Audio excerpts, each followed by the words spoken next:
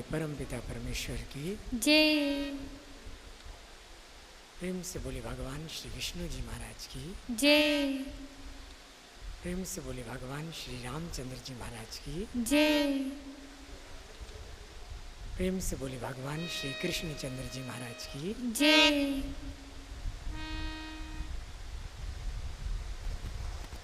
प्रेम से बोली आनंद कंद लीलाधारी गोसाई भगवान की जय।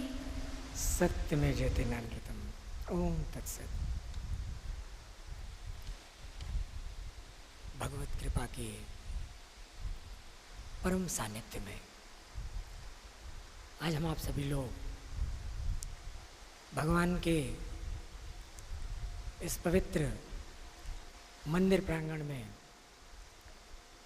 उपस्थित होकर भागवत सत्संग स्वयं भगवान विष्णु जी, राम जी, कृष्ण जी की वाणी, उनके ज्ञानोपदेश उनको सुन रहे हैं और उसका लाभ ले रहे हैं। वास्तव में भगवान जब धरती पर आते हैं तो भगवान के धरती पर आने के बहुत से ऐसे कार्य होते हैं। धर्म स्थापना तो मुख्य होता है जिसके लिए भगवान आते हैं, लेकिन अपने भक्तों को ज्ञान देना, जो जीव आवागमन के चक्र में जो लगे हुए हैं उनको मुक्ति का उपाय बताना, और सिर्फ बताना नहीं, बताने का काम तो कोई भी कर सकता है। मानव जीवन का जो मंजिल है उसको दिखाना, ये भगवान का कार्य होता है। तत्व ज्ञान देकर के भगवान दिखाते हैं कि देखो मानव जीवन का लक्ष्य क्या है, वो भगवान क्या है। आज हम लोग भगवान कृष्ण जी के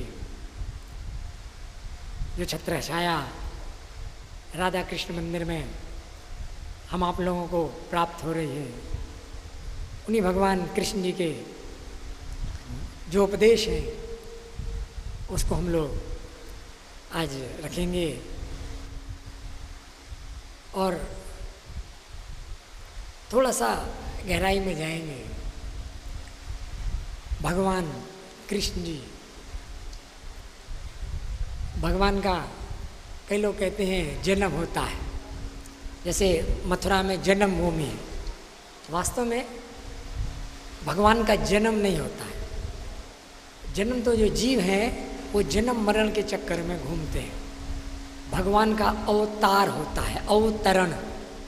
अवतरण यानी उतरना, किसी ऊंचे स्थान से नीचे उतरना, उसको कहते हैं अवतरण। तो भगवान का अवतार होता है, अवतरण होता है। और किस लिए होता है? भक्तों के लिए। भक्ति की पुकार पर भगवान आते हैं, लीला करते हैं। भगवान कृष्ण जी भी आए, लेकिन थोड़ा सा अगर हम लोग देखें कि भगवान जब आते हैं तो उनका आना, उनकी लीलाएं वो साधारण नहीं होती। धरती के लोग वो समझ नहीं पाते हैं, पहचान नहीं पाते हैं कि भगवान आए। भगवान का पहचान, सोचिए, भगवान कृष्ण जी जब धरती पर आए, जिसकी धरती है वो मालिक, वो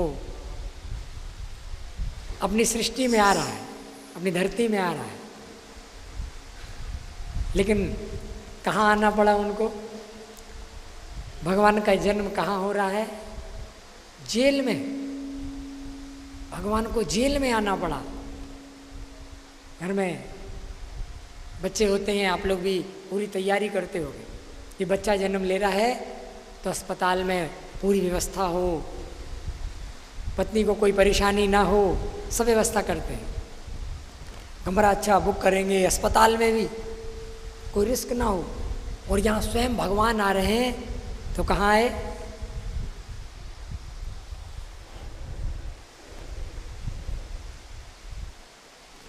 प्रेम से बोले श्री सदगुरुदेव जी महाराज की। भगवान को जेल में आना पड़ा। वास्तव में भगवान कृष्ण जी भगवद गीता में अध्याय 4 श्लोक 9 में कह रहे हैं कि जन्म कर्म च मे दिव्यम, मेरे जन्म और कर्म दिव्य हैं, साधारण नहीं, तत्वतः।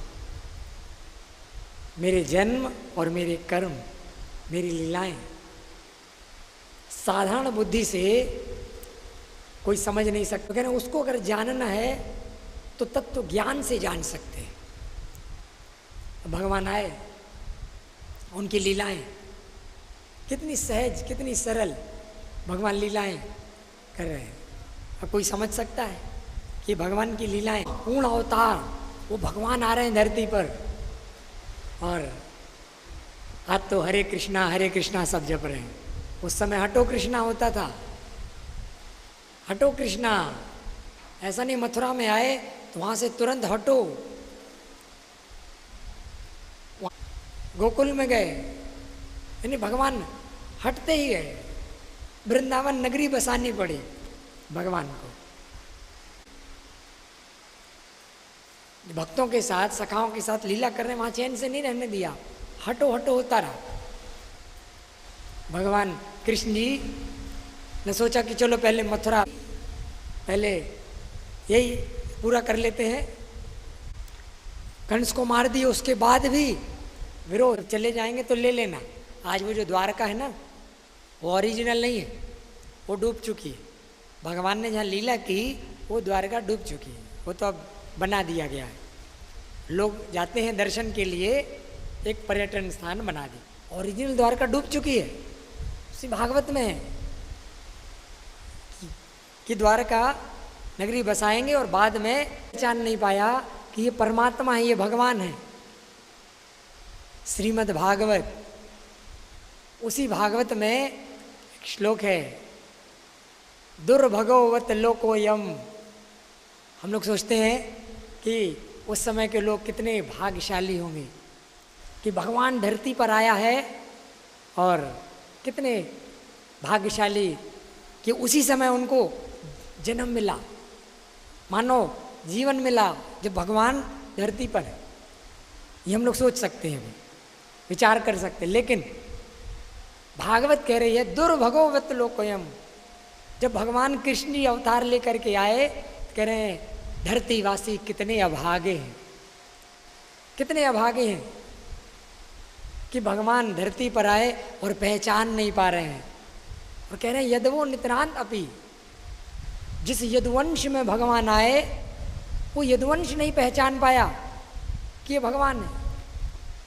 भगवान के ही सानिध्य में उनका जीवन, लेकिन साथ में रहने के बाद भी पहचान नहीं पाए कि ये भगवान आए। कितने अभागे हैं। पूरे यदुवंश में सिर्फ उद्धव जी पहचान पाए कि ये भगवान, वो भी जब ज्ञान मिला, गोपियों ने पात्र बनाया तब, कोई दूसरा नहीं पहचान पाया।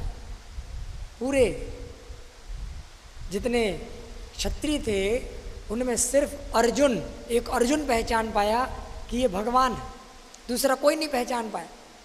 इतने सारे ऋषि, इन ऋषियों में सिर्फ एक मैत्रेय ऋषि पहचान पाए कि ये भगवान है, कोई पहचान ही नहीं पाया। भगवान आए लीला करके, क्योंकि लीलाएं भी बड़ी साधारण, बड़ी सिंपल, ऐसी लीलाएं भगवान की कि कौन पहचानेगा। अब देखिए माखन चुरा रहे हैं, अब ये माखन चुराना भगवान का काम है। कौन पहचानेगा कि ये माखन चोर जो है ये भगवान है। रास रचा रहे हैं तो भगवान इसीलिए भगवान है क्या? नहीं, इन लीलाओं से भगवान को पहचाना नहीं जाता। स्वयं भगवान कह रहे हैं जन्म कर्म च मे दिव्यम, मेरे जन्म कर्म आप अपनी बुद्धि से पहचान नहीं सकते, मुझे समझ नहीं सकते। एवं यो व्यक्ति तत्वतः, तत्व ज्ञान, गीता का जो ज्ञान है उस ज्ञान से भगवान का पहचान। ज्ञान से आप जानोगे कि अरे ये तो परमात्मा, ये तो भगवान आए थे, लीलाओं से नहीं। लीलाओं से तो कई लोग, आप अयोध्या चले जाओ, अयोध्या में कई ऐसे आश्रम हैं, कई ऐसे साधु हैं, आप अगर उनसे बोलोगे कि सीताराम, बड़े खुश हो जाएंगे।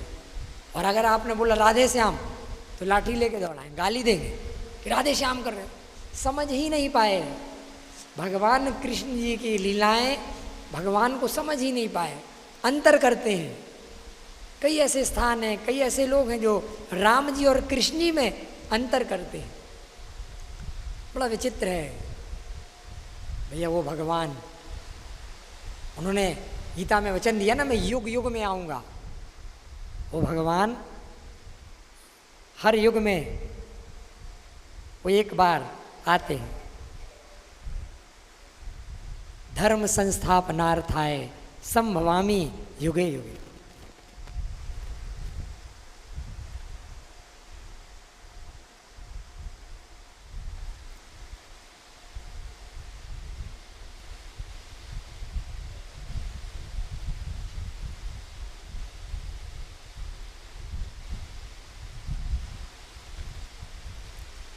प्रेम से बोलिए श्री सदगुरुदेव जी महाराज की।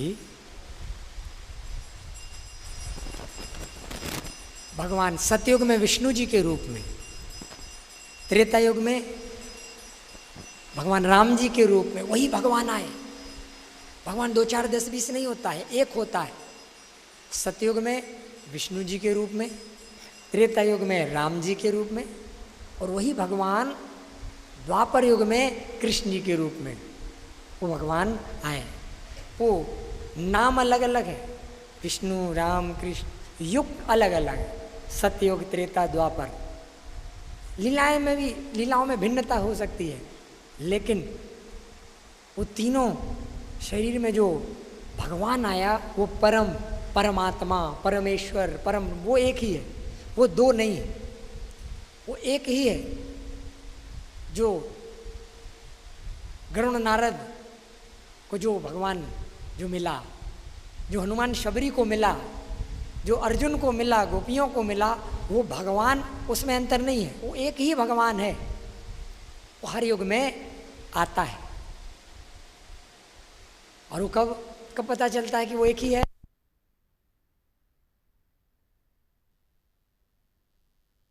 लेकिन भगवान कृष्ण जी ने अपने जितनी भी लीलाएं हैं उनसे कुछ संदेश दिया इस मानव जीवन का। आपने कभी गौर किया होगा कि कितना भी संघर्ष आए, चुनौती आए, भगवान कृष्ण जी के जीवन में जितने संघर्ष आए किसी के जीवन में आ नहीं सकते। 20 साल उनके माता पिता जेल में रहे बिना किसी गलती के, कोई गलती नहीं, कोई अपराध नहीं। 20 साल देवकी वसुदेव जेल में रहे। सोचिए, थोड़ी देर के लिए अगर साइड रख दें कि भगवान एक साधारण रूप में मानव लीला ही तो थी, लेकिन 20 साल जेल में रहना बिना गलती के किसी के माँ बाप को, और अगर थोड़ी देर के लिए देखें उनके भाइयों को जन्मते ही सिर पटक के दीवार से मार के, और दर्दनाक मृत्यु उनके भाइयों को, ये छोटी बात है। और इतना ही नहीं, जैसे ही भगवान आ रहे हैं तो भगवान के नाम पर छोटे छोटे सारे शिशुओं को मार देना, खोज करके ढूंढ ढूंढ करके सारे बच्चों को मरवा देना। सोचिए,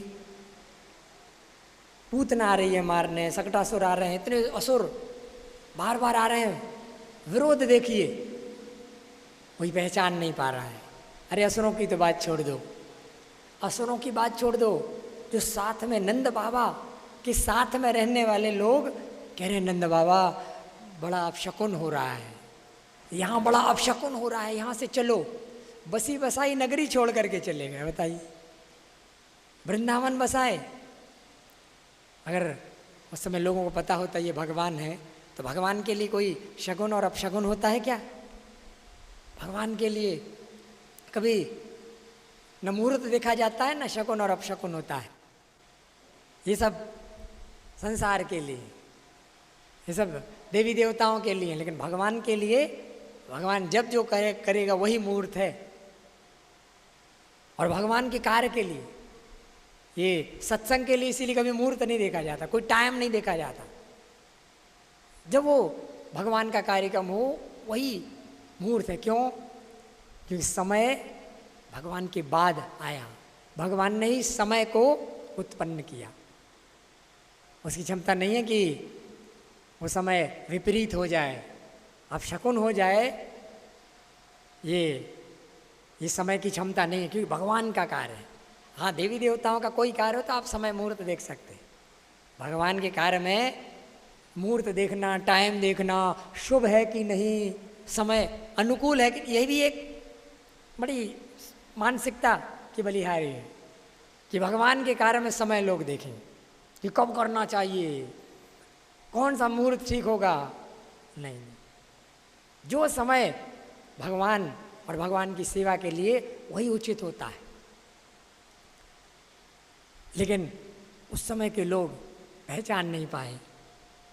अरे मनुष्यों की बात छोड़ दीजिए, मनुष्यों की बात छोड़ दीजिए, देवता नहीं पहचान पाए, देवता नहीं पहचान पा रहे कि ये भगवान है। देवराज इंद्र पहचान नहीं पाए कि ये भगवान है।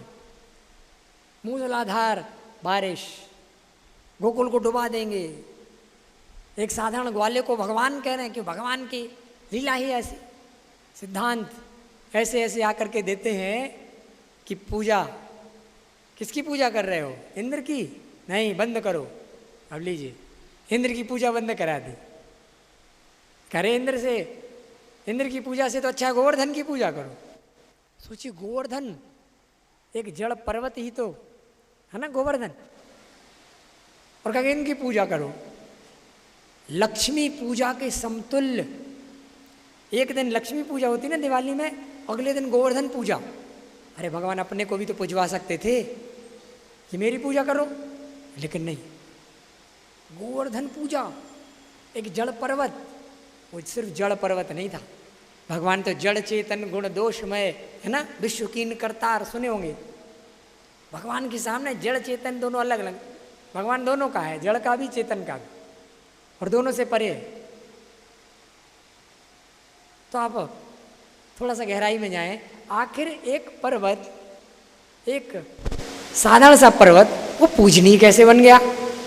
गिरिराज कहते हैं, वहां जाएंगे तो गिरिराज उनका नाम है। क्यों? अरे पर्वत तो बहुत से एक हैं, वो तो छोटे से पर्वत है, हाइट भी ज़्यादा नहीं है, फ्लैट है, गोलाई भी नहीं है, लंबे में है, लंबे में। तो ये छोटा सा पर्वत, ना ऊंचाई ज़्यादा है, कभी आप अगर जाएंगे तो एक फ्लैट, और वो पूजनीय बन गया गिरिराज। नहीं तो एक से बड़ी बड़ी चोटियां हैं पर्वत की, और वो गिरिराज नहीं है, और ये पूजनीय।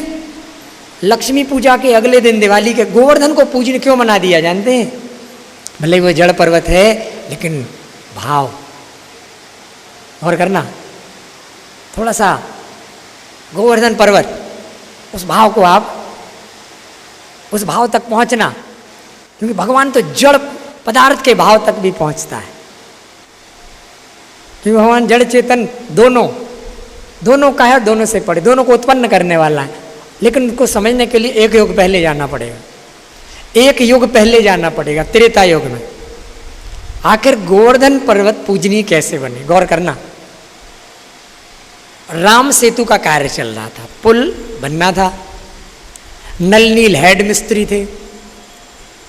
अब जितने वानर थे सब पत्थर ला रहे थे अपने अपने क्षमता के अनुसार, जितना बल है, कोई छोटा पत्थर, कोई बड़ा पत्थर, कोई बड़ी चट्टान लगाने के लिए। गिलहरी धूल जला रही थी, और उसी में हनुमान जी तो का बल अथाह था, तो हनुमान जी निकल गए थोड़ा नॉर्थ, उत्तर की तरफ। अब उन्होंने देखा कि बढ़िया एक पहाड़ है, कैसा? उसकी परिक्रमा 21 किलोमीटर की है, 21 किलोमीटर सरकमफ्रेंस, और वो लंबाई में है, यानी 10 किलोमीटर। वो जो पर्वत है 10 किलोमीटर लंबा। हनुमान जी तो बुद्धि देने वाले हैं, तो उन्होंने बुद्धि लगाई कि अरे ये पर्वत जो है ना अगर रख दिया जाए तो भारत से लंका में जो छोटे छोटे पत्थर लगा रहे हैं, यही अकेला एक पर्वत फ्लैट भी है, ऊंचा भी नहीं है, ये अकेले ही काफ़ी डिस्टेंस कवर कर लेगा, एक ही पर्वत। हनुमान जी बुद्धि लगाई कि बढ़िया लंबा है, 10 किलोमीटर का लंबाई और ऊंचाई ज़्यादा नहीं, चलने में भी इजी, उठा लिया। उस समय वो गिरिराज जी नहीं थे, उस समय वो गोवर्धन नहीं, उस समय एक साधारण सिंपल पर्वत था, हनुमान जी ने उठा लिया। अब रखने के लिए जब ले गए तो वहाँ नल हेड मिस्त्री उन्होंने ऐलान कर दिया कि भैया अनाउंसमेंट हो गई कि पुल बन चुका है, जितने वानर हैं जहाँ जहाँ से पत्थर लाए रख दो, वहीं रख करके आ जाओ, अब आगे का कार्य चलना है। सब वानर अपने अपने पत्थर छोड़ के जाने लगे, हनुमान जी भी रख करके जब तो गोवर्धन पर्वत हनुमान जी से बोले कि हनुमान जी क्या मुझे सेवा का अवसर नहीं मिलेगा? सेवा की बात, और हनुमान जी तो सेवा में सब, हनुमान चालीसा में या जितना भी जो आप लोग पढ़ते हैं सुंदरकांड है या जो कुछ भी, सेवा ही तो है, तो सेवा में टॉप। और गोवर्धन पर्वत बोला कि हमको सेवा नहीं मिलेगी, अरे कहीं हमको भी अगर स्थान मिल जाए तो भगवान का एक चरण हमारे ऊपर पड़ जाए, मैं भी धन्य हो जाऊंगा। हनुमान जी ने भाव देखा कि अरे, हनुमान जी बोले कि अब क्या कर सकते हैं, पुल बन चुका है, ब्रिज का कार्य पूरा हो गया और घोषणा हो चुकी है कि सब रख के आ जाए, तो मुझे भी जाना है, मैं विवश हूँ। गोवर्धन पर्वत बोला कि अरे पुल में मत लगाइए, साइड में कहीं सपोर्ट में लगा लीजिए, अरे किसी एक वानर का भी चरण पड़ जाएगा, मैं अपने को कृत्य मानूंगा। इतना भाव हनुमान जी बोले कि इतना भाव है चल पर्वत का, तो क्या चिंता नहीं करो, मैं भी उपाय करता हूँ। हनुमान जी कभी राम जी से किसी चीज का सोर्स नहीं लगाए, कभी कुछ मांगे नहीं, पूरा निस्वार्थ भाव से। स्वयं राम जी ने व्यास जी की अध्यात्म रामायण में ये कहा कि निस्वार्थ भाव से हर इच्छा से रहित है, कभी कोई कामना नहीं राम जी के सामने हनुमान जी ने की। लेकिन सेवा के लिए जब सेवा भाव आया तो हनुमान जी का कि मैं जाऊंगा, मैं प्रभु से बात करूंगा। स्वयं देखिए संसार में जो सेवक होते हैं ना, वो पैर खींचने का काम करते हैं, वो पैर कि ये आगे ना बढ़ जाए, ये आगे ना बढ़ जाए, जलन ईर्ष्या होती है कि हम ही आगे रहें। हनुमान जी की सेवा का भाव है तो इनको आगे बढ़ाना, इनको ऊपर उठाना, सेवा का भाव है तो सेवा देना। और स्वयं किसी चीज के लिए राम जी के पास नहीं जाते थे, लेकिन स्वयं गए और बोले प्रभु एक पर्वत है तो वो छोटा सा पर्वत, लेकिन वह आपकी सेवा चाहता है, वो भी इस पुल में स्थान चाहता है, और आप तो दयालु हैं, अगर कृपा करेंगे उसको स्थान मिल जाए। कहीं भी सपोर्ट, पुल बन चुका है, इसे हनुमान जी नल नील के पास नहीं गए, उनको पता था कि यहाँ बात नहीं बनेगी, सीधे राम जी के पास। राम जी ने देखा कि अरे हनुमान स्वयं आए, कभी कुछ मांगे नहीं, कभी कोई कामना नहीं, लेकिन पहली बार आए किस चीज के लिए, क्या मांगने? एक सेवक को सेवा मिल जाए और करना, हनुमान जी का भाव, एक सेवक उसको सेवा मिल जाए, कि ये कितना उच्च कोटि का सेवक है हनुमान जी। सेवा जब सिर्फ सेवा करना, प्रदर्शन दिखाना, वो सेवा नहीं होती है, उसको सेवक नहीं कहते हैं। वो उछल उछल करके सेवा करें दिखाने के लिए, अरे हम सेवा है, वो मेहनत करते। वो भाव जो होता है ना सेवा का, उसको सेवा कहते हैं, जहाँ कोई कामना नहीं है, वो भाव जो हनुमान जी के अंदर था। एक सेवक को सपोर्ट करके ऊपर उठाना, कि सेवा में लगा है, सपोर्ट कर दे, वो भाव। ये हनुमान जी राम जी ने देखा कि अगर हनुमान तुम स्वयं आए हो, चिंता नहीं करो, सेवा तो मिलेगी। अरे मैं इसको जो दूंगा, नहीं वो कल्पना कर सकता है ना तुम कल्पना कर सकते हो, तुम कल्पना भी नहीं कर पाओगे मैं क्या देने वाला हूं। बस कहना धैर्य रखे, थोड़ा धैर्य, एक युग का धैर्य रखना पड़ेगा, और फिर उसके बाद मैं दूंगा, कल्पना नहीं कर सकते मैं क्या देने वाला हूं। कहा कि जाओ, कहना एक युग का धैर्य करें, आऊंगा द्वापर में, और सिर्फ एक चरण नहीं खेलूंगा।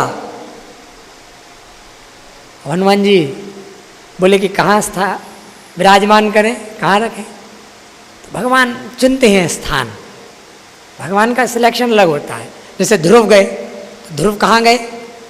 जब उनको भगवान की खोज करनी थी तो मधुवन में गए, एक ऐसा जंगल जहाँ मधु ही मधु, शहद ही शहद, वो मधुवन। और ध्रुव की मधुर भक्ति के कारण वो मधुवन मधुरवन हो गया, उसका नाम मधुरवन हो गया।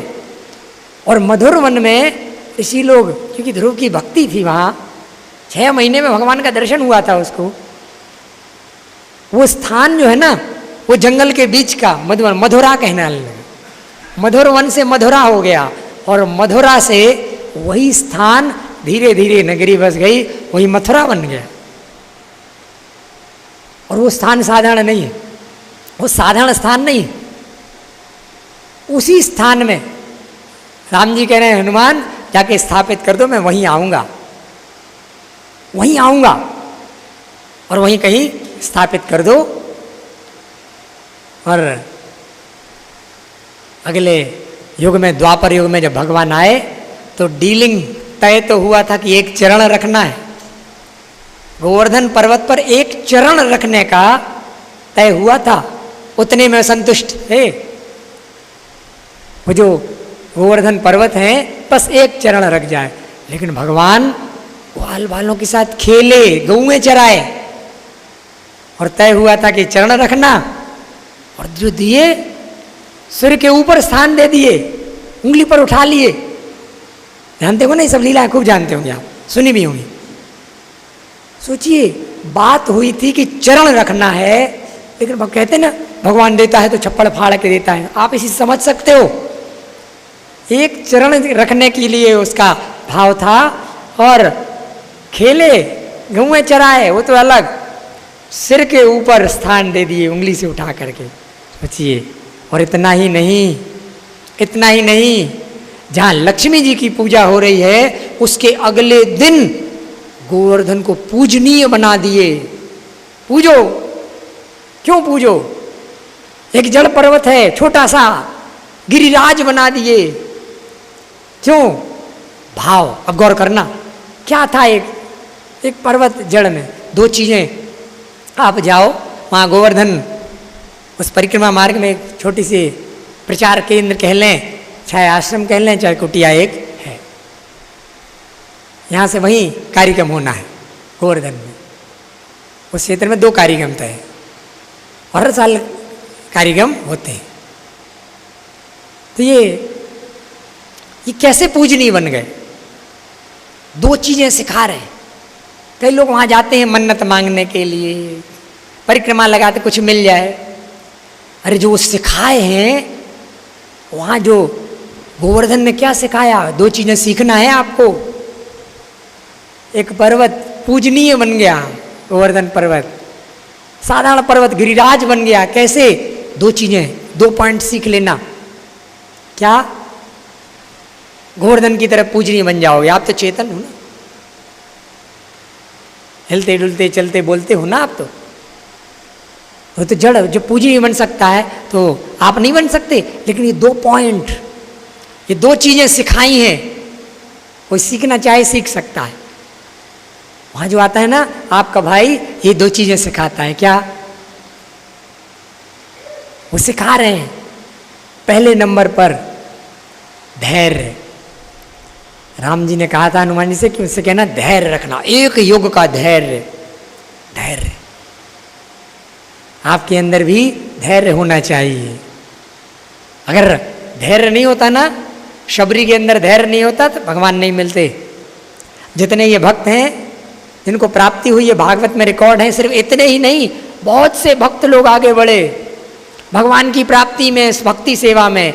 लेकिन कई लोगों का धैर्य टूट गया, धैर्य टूट गया और नीचे हो गए। और ये ग्रंथ क्यों है, ये भागवत, ये रिकॉर्ड क्यों है? आप सुने इन भक्तों के का जो धैर्य है वो टूटा नहीं। शबरी का धैर्य नहीं टूटा, जहर पिला दिया मीरा के, फिर भी धैर्य नहीं टूटा। और करना एक युग का धैर्य रखे। तो पहला चीज जो सिखा रहे हैं वो धैर्य। धर्म और कुछ नहीं देता है। आप सोचे कि हम धर्म में आए हैं संसार से और खूब पूजा कर रहे हैं, घंटी बजा रहे हैं, जल चढ़ा रहे हैं, तो हमको अब दुख नहीं मिलेगा। नहीं, ऐसा नहीं है, दुख तो मिलेगा। फिर भगवान कृष्ण जी को मिला, उनके जीवन में दुख आया, दुख तो मिलेगा। तो फिर धर्म में क्यों आप आगे बढ़े? उससे कई गुना ज़्यादा धैर्य आपको मिलेगा। धर्म और कुछ नहीं देता है। धर्म पर जो चलती ना वो धैर्यवान बना देता है।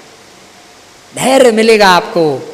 आप जो भक्ति पूजा कर रहे हो, इतना धैर्य कि वो दुख जो आया है आपके जीवन में, लोग कहेंगे कि बड़ा दुख है।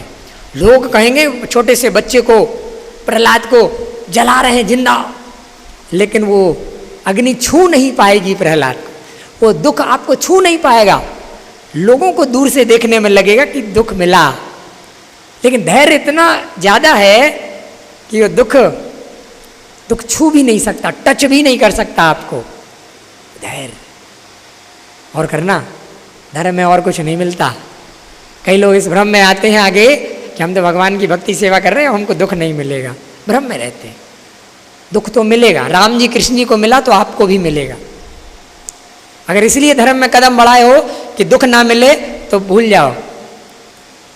धैर्य के लिए उस दुख को सहने की क्षमता उतनी ज्यादा होगी कि पता ही नहीं चलेगा दुख था भी, है भी कि नहीं। अब दूसरा पॉइंट क्या?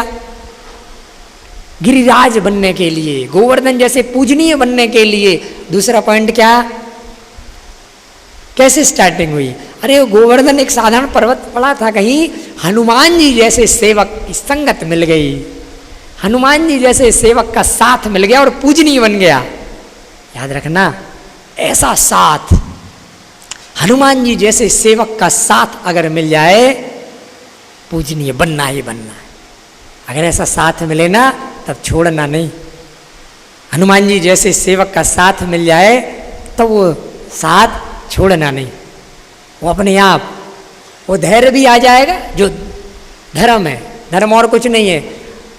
धर्म ये नहीं कि हाँ धर्म में है, फट से गुस्सा आ गया, फट से चिल्लाने लगे। धैर्य, साहस, सहनशीलता, उसको साहस कहते हैं। इतना साहस रहेगा। तो ये दो चीजें, धैर्य और हनुमान जी जैसे सेवक का साथ अगर मिल जाए तो पूजनीय बन जाते हैं। प्रेम से बोलिए श्री सदगुरुदेव जी महाराज की। हम लोग और आगे बढ़ेंगे। इंद्र की पूजा बंद करा कर गोवर्धन पूजनीय बना दिया भगवान ने। कृपा देखिए, देवराज इंद्र और कहाँ एक पर्वत। और लेकिन पॉइंट जहाँ से हम लोग चले चालू किए कि इंद्र पहचान नहीं पाए भगवान को, जो विषय चल रहा था। ब्रह्मा जी नहीं पहचान पाए, ब्रह्मा जी पहचान नहीं पाए कि ये भगवान है। ब्रह्मा जी ने देखा, कह रहे ये सब भगवान भगवान कह रहे हैं इनको।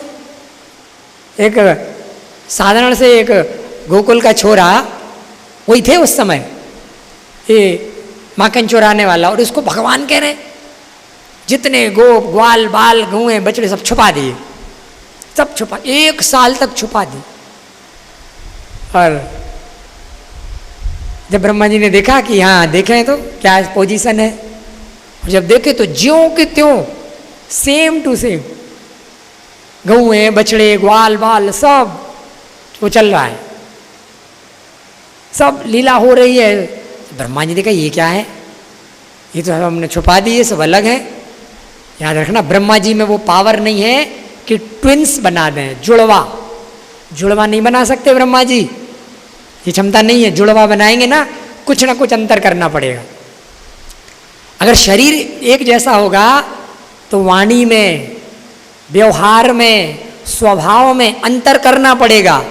लेकिन यहाँ तो ब्रह्मा जी देख रहे हैं कि अरे सब सेम टू सेम है, उसी वाणी, व्यवहार, वैसा ही स्वभाव, सब तो इतने सारे, एक दो नहीं, सब।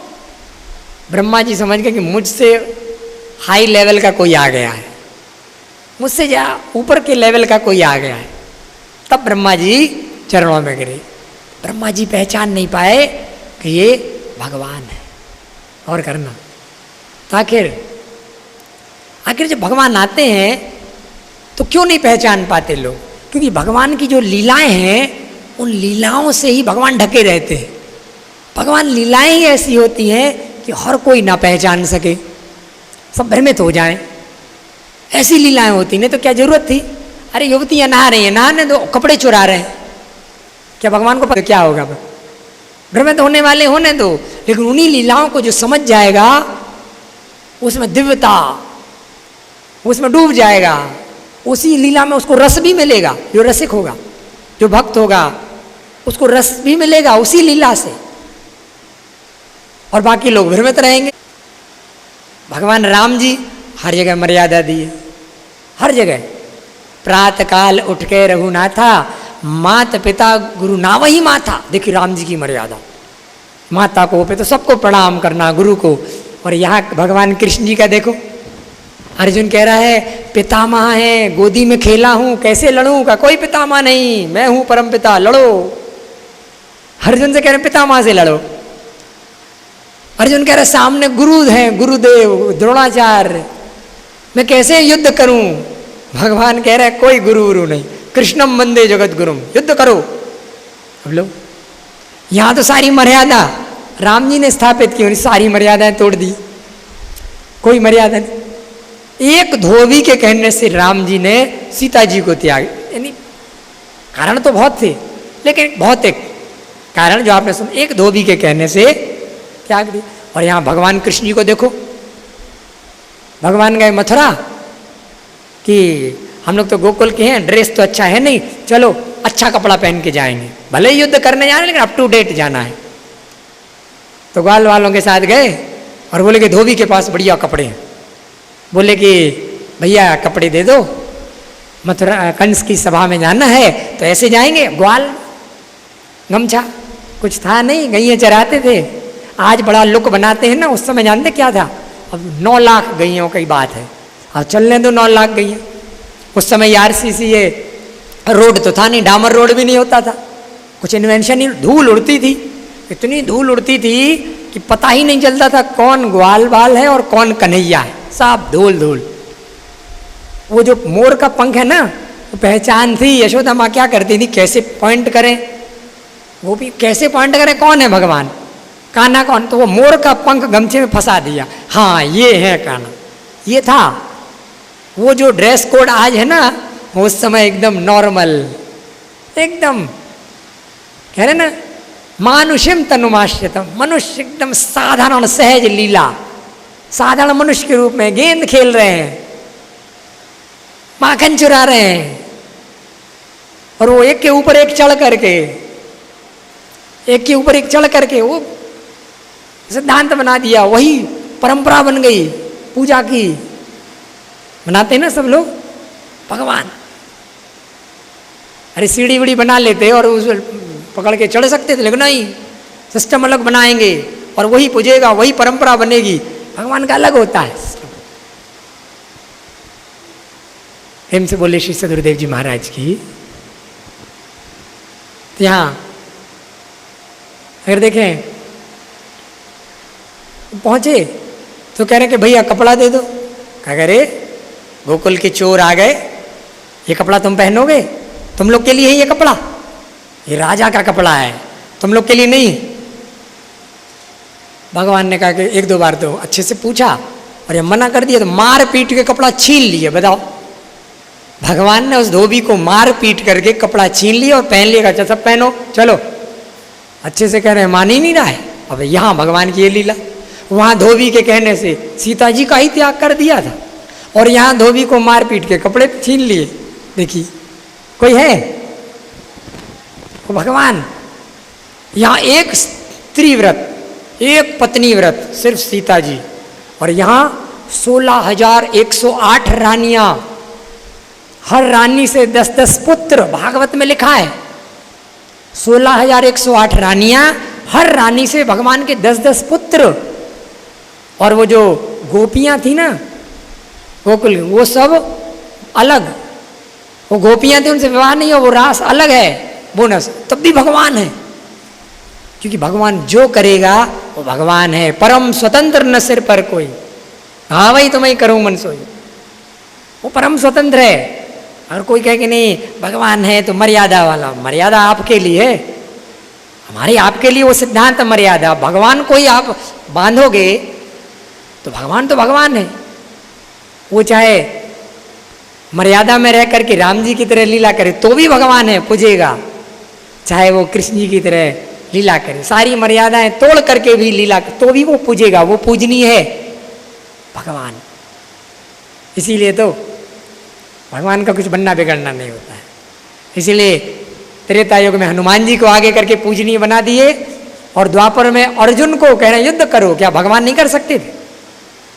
क्या टोटल मिला के 18 अक्षरोहिणी सेना थी, 11 कौरवों में 7 पांडवों में, 18 अक्षरोहिणी। और भगवान 21 अक्षरोहिणी सेना, जब जरासंध आता था ना 17 बार लेके आया, 21 अक्षरोहिणी सेना हर बार लेके आता था 17 बार, और भगवान अकेले सबको मार देते थे और उसको छोड़ देते थे कि ये फिर इकट्ठा करके लाएगा। तो भगवान अकेले क्या नहीं कर सकते, लेकिन नहीं, वो छोटा सा युद्ध था भगवान के लिए, लेकिन वहाँ शस्त्र ही नहीं उठाए, वहाँ शस्त्र नहीं उठाए। अर्जुन से कह रहे युद्ध करो धर्म की स्थापना। अरे भगवान स्वयं इतना युद्ध किए, कंस को मारे कर सकते, लेकिन नहीं, जस कीर्ति देनी है अर्जुन को, जस कीर्ति के लिए उन युद्धों को, इतना युद्ध किए, उनको धर्म युद्ध नहीं बनाए, भक्त को जस देने के लिए उसको धर्म युद्ध बना दिए। क्या और धर्म युद्ध नहीं थे जो भगवान ने तो जरासंध को युद्ध किए, सेनाएं मारी? नहीं, ये धर्म युद्ध बना दिया भक्त को मर्यादा देने के लिए। और सोचिए जरा, युद्ध में इतने बाण चले, 18 दिन तक इतने बाण चले, स्क्रैच भी नहीं लगा, भगवान को खरोंच भी नहीं आई। लीला देखिए भगवान की। और एक बार अकेले बैठे हैं, अकेले जंगल में बैठे हैं पीपल के पेड़ के नीचे, और वो जरा नाम का व्याध आया, एक बाण मारा, मात्र एक ही चला था, और भगवान के पैर में लगा और लीला समापन हो गई। बताइए, युद्ध के मैदान में इतने बाण लगे, कहीं बाण नहीं लगा उनको, और अकेले एक ही बाण चला था और वही लगा, और लीला समापन। भगवान की लीलाएं सब नहीं समझ सकते। कह रहे हैं जन्म कर्म च में दिव्यम, मेरे जन्म और कर्म। अब अच्छा देखना, थोड़ा गहराई में जाए भगवान की लीला। ये आपको पता है, भगवान कृष्ण जी की छोटी बहन सुभद्रा, इनका विवाह कैसे हुआ था जानते हो आप? विवाह कैसे हुआ था? थोड़ा गहराई में आप अगर जाओगे अभी दंग रह जाओगे कि भगवान ऐसी लीला। दुर्योधन, बलदाऊ के शिष्य थे दुर्योधन, विवाह तय कर दिया, शादी तय हो गई। बारात लेके दुर्योधन आ गया, बारात में सब थे, दुर्योधन के पिताजी भी थे, भीष्म पितामह थे, शकुनी, सब पूरा कौरव पार्टी। और आ चुके हैं, पुजारी जी इंतजार कर रहे हैं कि वधू को बुलाओ। भगवान ने कहा कि हमारी लाडली बहन है सुभद्रा, हम स्वयं जाकर के तैयार करके लाएंगे। भगवान पहुंचे और सुभद्रा को तैयार कर रहे हैं। अब जब देखे तो कह रहे चेहरा उदास, तो कह रहे हमारी छोटी बहन का चेहरा उदास क्यों? वो उदास थी। क्या हुआ? उदास क्यों? स्माइलिंग से समझौता नहीं कर सकते भगवान। इतने विरोध हुए, इतने संघर्ष हुए, लेकिन स्माइलिंग फेस, याद रखना भगवान हमेशा मुस्कुराते थे, कितना भी चुनौती आए मुस्कुराहट से कोई समझौता नहीं। कह रहे अरे हंसो, वो स्माइल कहाँ गई, कंजूसी नहीं करना स्माइल में। तो कह रहे क्या स्माइल करें, मैं विवाह करना ही नहीं चाहती हूँ। क्या नहीं करना चाहती हो दुर्योधन से? तो कहा नहीं। तो कहा फिर किससे करना चाहती हो? तो बोली अर्जुन से। अर्जुन से? तो कहा तो फिर क्यों टेंशन ले रही हो, हंसो स्माइल करो, अर्जुन से ही विवाह होगा। सुभद्रा बोली अर्जुन से विवाह होगा, दुर्योधन बारात लेके आ चुका है, बैठ चुका है, मैं निकलने वाली हूँ, आप मुझे लेने ही तो आए हो और कह रहे अर्जुन से विवाह होगा। अब देखना हो, चिंता मत करो, भगवान की लीला। कौन कहेगा ये भगवान? क्या तुम्हारा अर्जुन से विवाह होगा। अब अर्जुन को बुलाए, तुरंत अर्जुन आया और करना भगवान की लीला। अर्जुन आए कि बोले कि अर्जुन ये जो मेरी बहन है, लाडली बहन, ये तुमसे विवाह करना चाहती है। अर्जुन डर गया कि अरे मैं तो ऑलरेडी मैरिड हूँ, हमारा तो विवाह हो चुका है, आपको पता है ना द्रौपदी से विवाह हुआ था, तो मैं कैसे कर सकता हूँ। अब भगवान डील कर रहे हैं, एक विवाहित शादीशुदा व्यक्ति से अपनी कुंवारी छोटी बहन का विवाह कोई कर सकता है? और समझा करके अर्जुन मना कर रहा है कि अरे पितामह आए हैं बारात में। अब भगवान कह रहे हैं डील कर लिए। अर्जुन बोला कि आपका आदेश तो शिरोधार्य है, आपका आदेश तो मानना पड़ेगा, लेकिन फिर भी आप बताओ, हम आपके आदेश मान के हाँ कह भी दें तो बारात लेके तो दुर्योधन आया है, इम्पॉसिबल है, नहीं हो सकता। भगवान के लिए क्या आसान। भगवान कह रहे कि नहीं हो जाएगा। कहा कैसे? कहा अर्जुन में सुना नहीं है मैंने रुक्मणी से कैसे विवाह किया था, नहीं जानते हो? अब ले रुक्मणी से मैंने विवाह किया था ना, नहीं जानते हो कैसे किया था? भरे मंडप से उठा ले गया था, ले जाओ। सोचो, कह रहे हमारी छोटी बहन को बारात आई है दुर्योधन, भगा ले जाओ। बताओ कोई भगवान कहेगा? अर्जुन कह रहे हैं प्रभु ये लीलाएं आप पर सूट करती हैं, हम एक तुच्छ छोटा सा एक ये मनुष्य है, हम ये लीला नहीं कर सकते। क्या किस मुंह से पितामह के सामने जाऊंगा मैं? हमको तो क्षमा करो, हमको क्षमा करो, हम नहीं कर सकते। भगवान कृष्ण जी कह रहे ये मान ही नहीं रहा है, अर्जुन मान नहीं रहा और भगवान डील कर रहे हैं छोटी बहन के लिए। सुभद्रा फिर उदास, तो कहा कि मैं सुभद्रा को लेकर नहीं भाग सकता। भगवान कह रहे हैं कि तुम सुभद्रा को लेकर नहीं भाग सकते ना? का चिंता मत। सुभद्रा उदास। भगवान बोले सुभद्रा तुमको याद है ना मैंने तुमको रथ चलाना सिखाया था, याद है कि भूल गई? का याद है। का बस इसी दिन के लिए तो सिखाया था, बस ये तुमको लेके नहीं जाएगा ना, तुम इसको लेके चली जाओ, रथ तुम चलाना। अब अर्जुन का कि ये भगवान तो मान ही नहीं रहे, मतलब एकदम डील करके कि सुभद्रा तुम इसको लेके भाग जाओ। अब ऐसा हुआ था विवाह, सुभद्रा अर्जुन को लेके भागी थी।